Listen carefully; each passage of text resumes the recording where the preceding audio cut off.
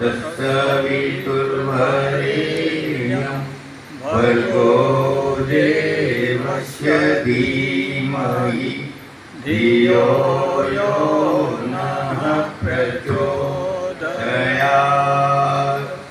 ॐ अज्ञानतिमिरान्धस्य ज्ञानाञ्जनशलाकया चक्षुरुन्मीलितं येन तस्मै श्रीगुरुवे नमः। वन्दं गुरुपदकञ्ज कृपा सिन्धुनररूपहरि महामोहतम कुञ्जा सुवचन रविकर। यहाँ विराजमान प्रतीश्वर महादेव, माँ गायत्री, माँ सावित्री, समस्त ऋषि, समस्त गौ माता, समस्त देवी शक्तियाँ, आदरणीय D.R. शर्मा साहब, हमारे राणावत साहब, पंड्या जी, नरेश जी, शक्ति स्वरूपा बहनों और आत्मीय बंधुओं, सावित्री साधना के संबंध में कुछ बातें करनी जरूरी हो गई है। इसलिए जरूरी है कि कुछ लोग नए लोग होते हैं कि गायत्री थे लेकिन सावित्री क्या है। मनुस्मृति में पहला श्लोक आया है, कुछ श्लोक आए हैं, उसमें एक श्लोक ये आया है कि जो ब्रह्मा जी कमलनाथ से निकले, विष्णु भगवान की कमलनाथ से निकले, तो वो किन कर्तव्य विमूढ़ हो गए। क्या करूं, कैसे करूं, नाल में ऊपर जाए वापस आए, ऊपर जाए नीचे आए वापस, कुछ सूझ नहीं रहा था। तब उनको तप करने की आकाशवाणी सुनाई दी। वहाँ ये लिखते हैं कि तब उन्होंने सरस्वती की सूक्ष्म प्रेरणा से तीन वेदों के माध्यम से अ, उ और म, ओम की रचना की। और उसके बाद उन्हीं तीन वेदों के, तीन वेद इसलिए कि अथर्ववेद बाद में बने, पहले अथर्ववेद नहीं था। तीन वेदों के माध्यम से सावित्री मंत्र को उत्पन्न किया, ऐसा बोलते सावित्री मंत्र। ओम भूर्भुवः स्वः, तो याकीन ये है तत् से लेके 24 अक्षर था।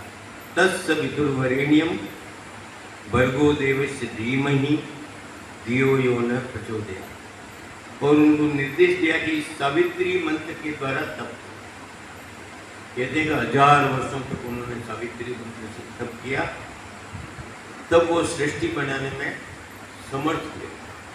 उनको इस मंत्र के द्वारा मिला। एक जगह मैंने पढ़ा कि 1,90,80,000 वर्ष लगे ब्रह्मा जी को केवल स्थूल ये प्रकृति बनाने में उतना समय, बात की बात तो बात है। तो उसको सावित्री मंत्र वहाँ लिखा। अब गुरुदेव के कुछ ग्रंथ हैं जो गुरुदेव ने लिखे। सावित्री का कुंडलिनी तंत्र, सावित्री का कुंडलिनी तंत्र, पंचकोशी उच्च स्तरीय गायत्री साधना, 5 मुख्य, गायत्री महाविज्ञान, साधना से सिद्धि, इस तरह कई ग्रंथ गुरुजी ने लिखे।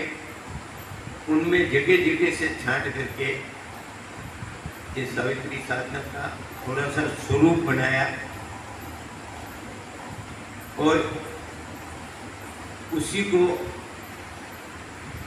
ये जगह जगह करने का निश्चय किया। गुरुदेव की मैं बात करूं तो गुरुदेव ने 80 या उसके पहले, पता नहीं क्यों वांग में तो समय तो नहीं लिखा, गुरुदेव बड़े उद्विग्न हो गए कि ऐसा समय आ गया है और ऐसे समय में अगर उच्च स्तरीय साधना नहीं की गई तो कैसे काम चलेगा, इसके लिए क्या करें। तो तो एक जगह उन्होंने लिखा कि शांति कुंज में अभी पूरा काम नहीं हुआ, बनने में समय लगेगा। हम चाहते हैं कि सावित्री साधना क्षेत्रों में चालू हो जाए, ऐसा उस समय लिखा। सावित्री साधना है क्या और सावित्री साधना करनी क्या है, कैसे क्या करनी, उसके संबंध में गुरुदेव के द्वारा जगह जगह लिखे गए छोटे छोटे अंश, छोटी छोटी बातों का अपन यहाँ उल्लेख करेंगे। गुरुदेव कहते हैं कि गायत्री सावित्री दोनों पर्यायवाची, दोनों एक ही शक्ति के दो पहलू, एक ही सिक्के के दो पहलू है। गायत्री आत्म परिष्कार, आत्म उन्नति का काम करे। गायत्री 24 अक्षर है, सद्बुद्धि देती है और ये अनिवार्य है। गुरु कहते हैं ये अनिवार्य, यदि सद्बुद्धि नहीं होगी तो वस्तुओं का और इस भौतिक का प्रयोग लोग कैसे करेंगे, और प्रयोग अगर ढंग से नहीं करेंगे, बुद्धि नहीं होगी तो अनर्थ हो जाए, अनिष्ट फैल जाए। इसलिए गायत्री तो जरूरी, आवश्यक भी है, प्राथमिक है। गायत्री प्राथमिक। और ये क्या है, और आगे एक जगह लिखते हैं वो, यदि केवल आत्म परिष्कार और आत्मोन्नति, आत्म कल्याण ही करना अभिष्ट होता खाली, तो गायत्री करते रहते और आदमी आत्म कल्याण करने, आत्म मुक्ति के लिए प्रयास करता रहता, मुक्ति की तरफ बढ़ता रहता।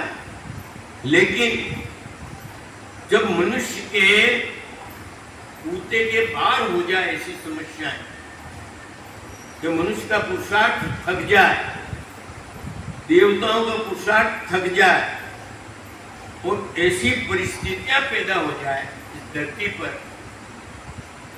ये प्रलय हो जाएगा, धरती खत्म हो जाएगी, जितना ब्रह्मा जी ने बनाया है वो सब समाप्त हो जाएगा, या गुरु जी लिखते हैं। ऐसी स्थिति में खाली आत्मकल्याण की बात सोचने की बात नहीं होती, आत्म उन्नति होती तो करते रहते हैं गायत्री।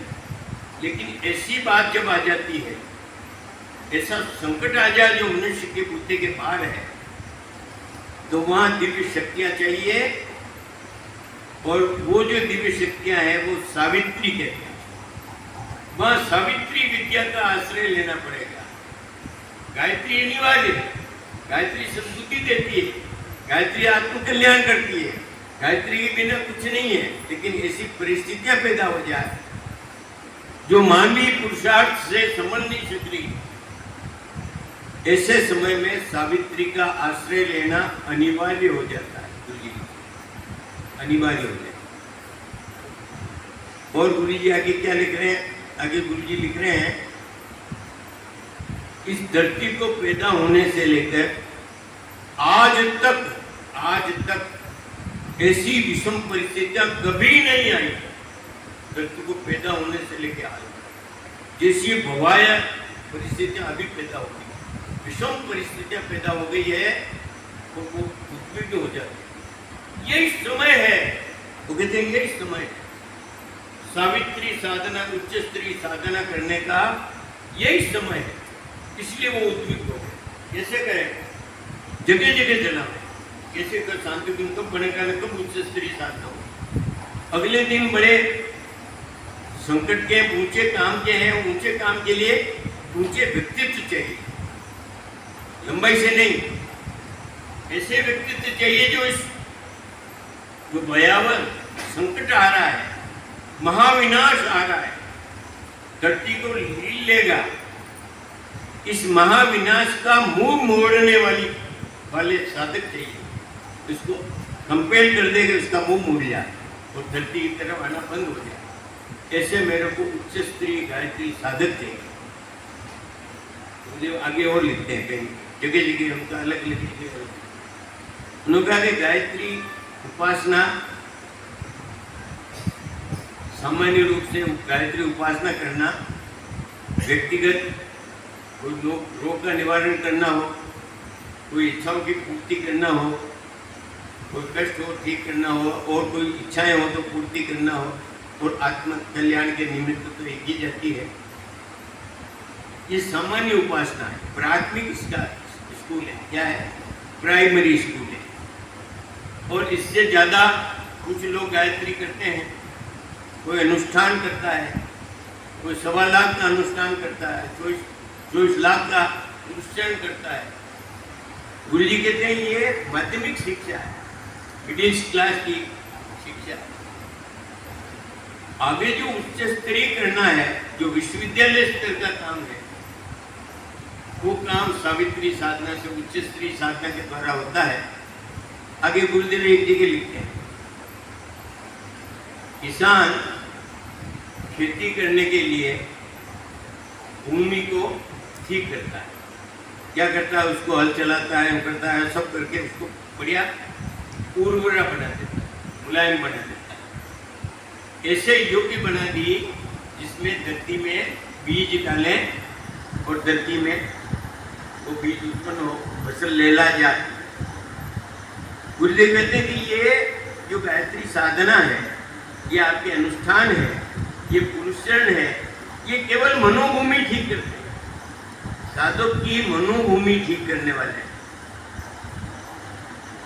जैसे खेती के लिए खेत को उपजाऊ बनाते हैं, आपकी मनोभूमि उपजाऊ हो गई।